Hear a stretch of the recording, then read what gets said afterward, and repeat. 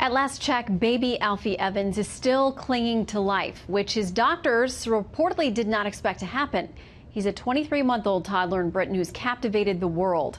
Hospital authorities say he has no chance for a life moving forward, so they've taken off his life support. So he's not getting food, but water and reportedly some oxygen. His very distressed parents staying by his side. They want to take him out of the country for alternative care, but they've been stopped by the British government. Dr. Marc Siegel is a Fox News medical contributor and joins us now to talk about this tough case. Doctor, thank you for being with us tonight. What do you make of where we are in this case? This is really a shocking case, Shannon, because so many people are conflicted over this and there's so much debate. But what's shocking about it is it's not just a rationing case. It's not just a case where the National Health Service, which is not surprisingly very, very unpopular in Great Britain right now, coming out of a recession with all kinds of rationing going on, that they would decide to save money by cutting back and saying, well, what about the quality of life here? The child had so many infections, has had seizures, is brain damaged, we're going to pull back.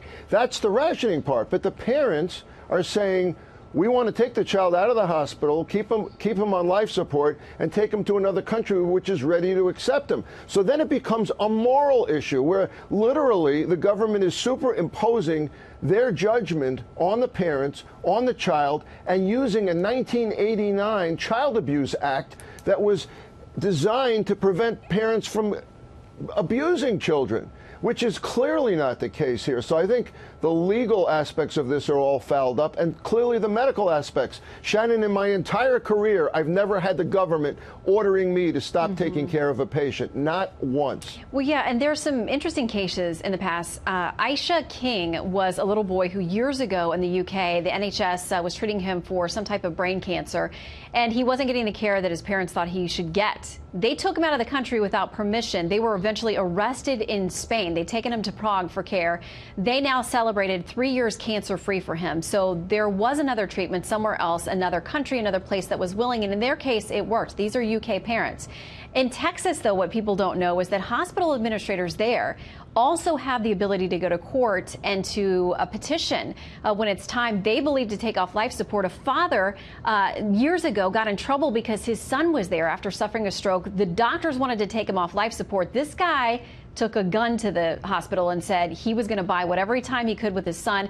There was a big standoff. Eventually, he served time in jail, but his son is fully recovered. I mean, is it fair to say that doctors don't always know exactly what's going to happen in every case?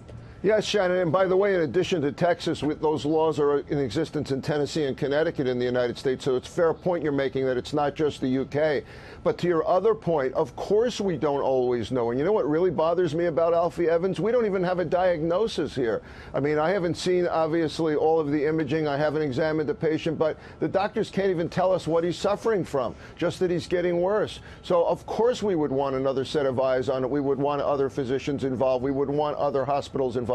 How can you turn down another hospital that's saying we want to try to take care of this child without even knowing what the child is suffering from? And with Charlie Gard, at least there was a diagnosis, and an expert flew over from the United States and said, you know, I don't think I can help this child. In this case, we don't even have an answer. That's deeply disturbing to me. I don't withdraw care. My role as a physician is to prolong life and decrease suffering. And again, we don't have evidence that this baby is suffering. We have evidence, though, that the government is trying to shorten the child's life. And I think it's a spiritual lacking in this situation.